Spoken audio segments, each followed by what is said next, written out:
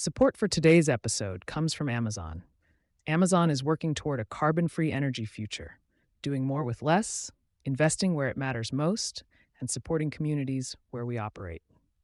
New Hampshire mandates transformer vulnerability study.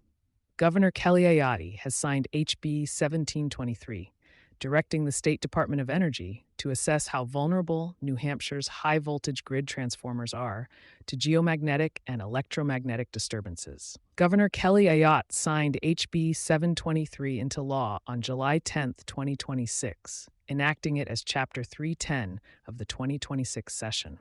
Cited as the Survey All Vulnerable Electric Transformers Act, the law takes effect September 1, 2027, and passed the legislature with strong Republican sponsorship, 11-1 among named sponsors. The law directs the New Hampshire Department of Energy to investigate the vulnerability of electric transmission transformers and related grid components to geomagnetically induced currents, which can result from solar-driven geomagnetic disturbances or high-altitude electromagnetic pulse events. The department must begin its investigation within 120 days of the law's effective date and complete it within 12 months. The review must weigh two competing standards. NERC's Geomagnetic Disturbance Planning Guideline calls for modeling a field of 3 volts per kilometer. The International Electrotechnical Commission's updated standard for electromagnetic pulse effects, adopted in May 2025, sets the bar far higher at 85 volts kilometers. The department must also estimate what a reassessment at the higher standard would cost and how long it would take. The department must share its findings widely.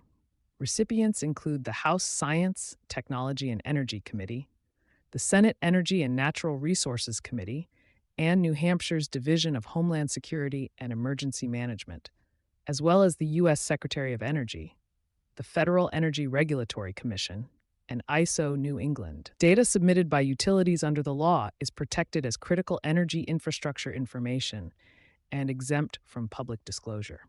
The bill's fiscal note estimates the investigation will cost up to $350,000, funded through a special assessment on electric utilities under RSA 363A, rather than direct state appropriation.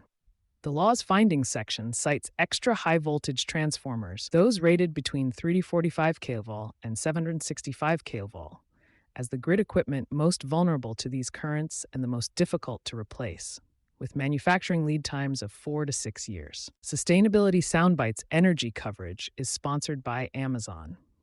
Visit the link in our show notes to learn more about Amazon's Spotlight on Energy. For sponsorship opportunities with Environment and Energy Leader, please reach out to a member of our team.